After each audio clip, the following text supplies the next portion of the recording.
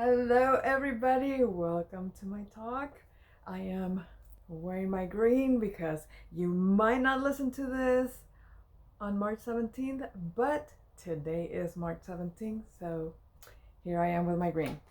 And anyway, I am reading The High Five Habit, and I'm on chapter 2, and I read this during the week, and she says, Mel Robbins, that science says this works, meaning the high five. So I'm just going to say the interesting parts, which are that they did on the NBA, basketball. They made a study, a research, and checked at the beginning of the season, like all the teams that high five themselves like more. The ones that high five themselves more went all the way to the finals, and they were able to pass the ball a little more. And the teams that did not hype themselves as much were more of the ball hoggers, so they didn't make it to the finals because they thought they could win um, the games by themselves, didn't want to share with the rest of the team. So that's one of the things that I thought was really cool and crazy. Um, and then she goes on to say, someone take notes. There were several things. I think that there were research backs it up, challenging tasks. I should have highlighted this because it, like, every little thing had something interesting. Um, Here's why the high five was hands down the best motivator. Here's why. The kids who were told they were, this one was cool. The kids that were told, so before this, they did another study where they had little kids, and there were little kids that they told them how smart they were and stuff, and then there were kids that they just gave them a high five and said, let's go do this. And this is what came out. The kids who were told they were smart, talented, or skilled were the least motivated and had the least fun. Those praised for their efforts showed greater enjoyment and exhibit a higher level of persistence. But the kids who got a simple high five, they felt the most positive about themselves and their efforts, and they kept going for the longest time. Persistence, people. Despite making mistakes, so even if they did mistakes, they kept going because they were given a high five. And so the other two things were, one, they were given praise and told how smart they were, and then the other ones were, I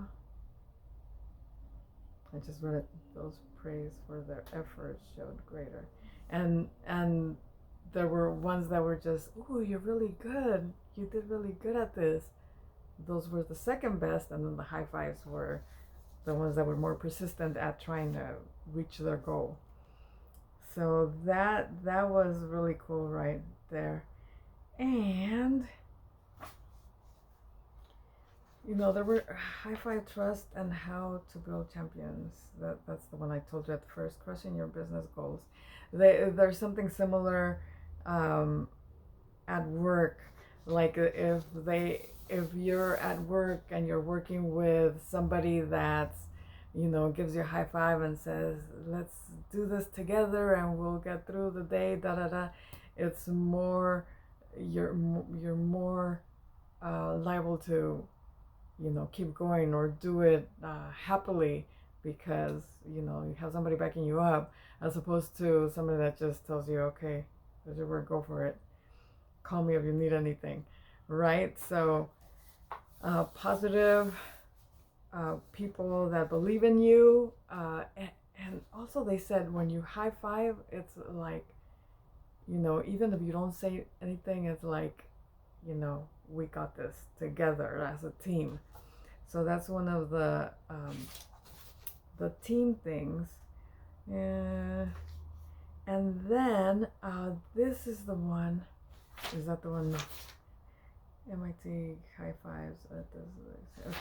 This it has more scientific stuff of how she said this about her kid. He has the dyslexia, and they said that they would do things where the memory, like instead of if you're right-handed, they would make you do things with your left hand. So if you're concentrating on something that you don't do just because you know how to do it, then it's easier for you to, like if you're right-handed and you're trying to do something with left hand and then they're telling you something, then it's easier for you to concentrate and learn what they're teaching you if you're trying to do something with your left hand, because you're paying more attention because you can't use your left hand as well as you do your right hand.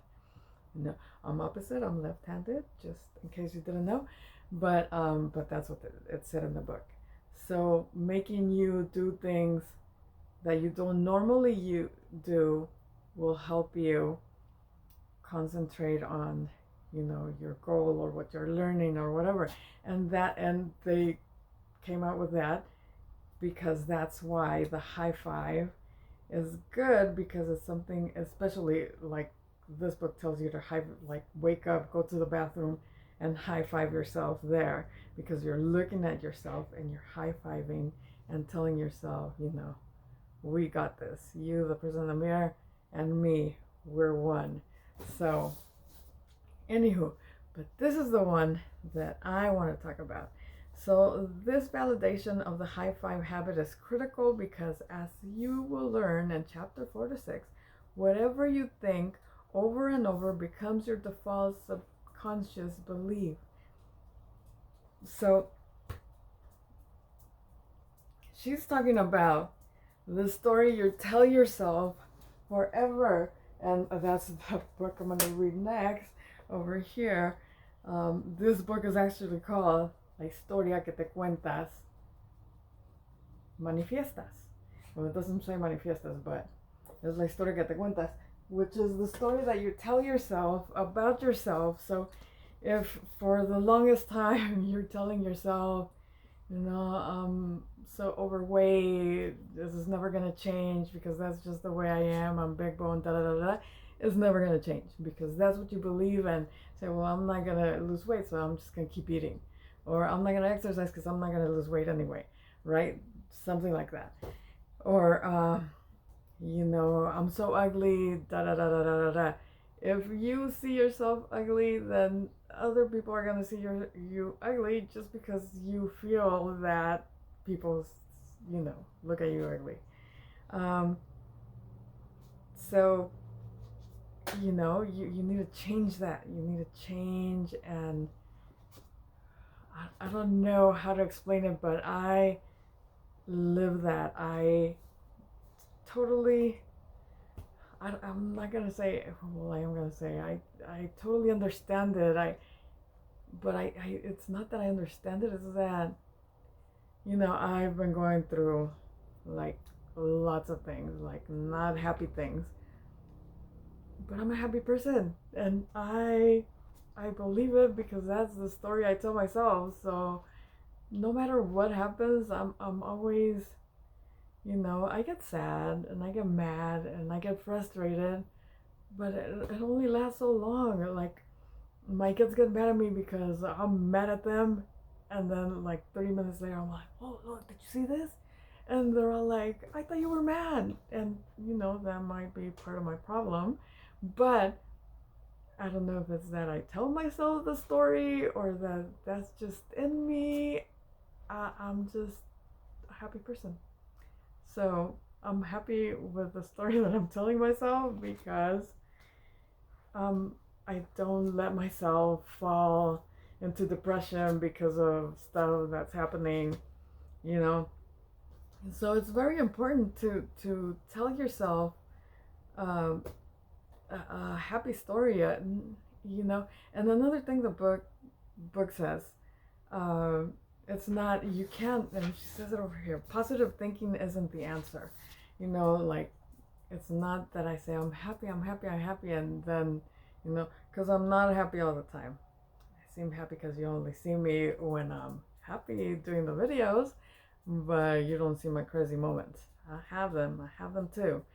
But anyhow, and then she goes on to say that it's not, that this book is not about just, you know, thinking positive and saying positive things. Even, you know, it says somewhere in here that, you know, when bad things happen and you say, oh, that was a good thing, you know, that's that toxic, that is toxic positivity, because you try to hide, you know, the bad situations with like happiness, and it's just not true.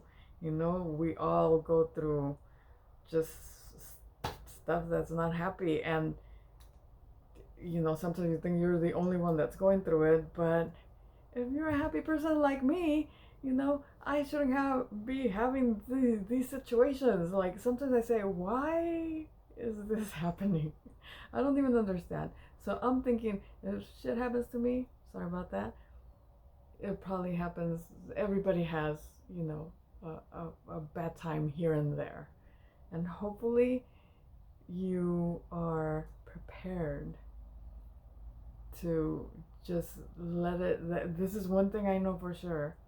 And I've read it a couple times or heard it in different areas, and it's so true that you can't hang on to the bad stuff or the good stuff, because both of them, it's like, this is the moment of bad, and you need to know in your brain that somehow something's gonna happen. You're gonna figure it out, and it's gonna pass, as well as your amazing happy moment. It's gonna happen right now, but tomorrow's another day, so enjoy your happiness when you have it. And, you know, don't fret that your bad situation is gonna persist, because it doesn't. Everything passes. So breathe and relax when the bad is happening, because tomorrow will be a better day. And that is pretty much what it's talking about. You know, that there's science behind this high five, and they research, like universities have research about it, and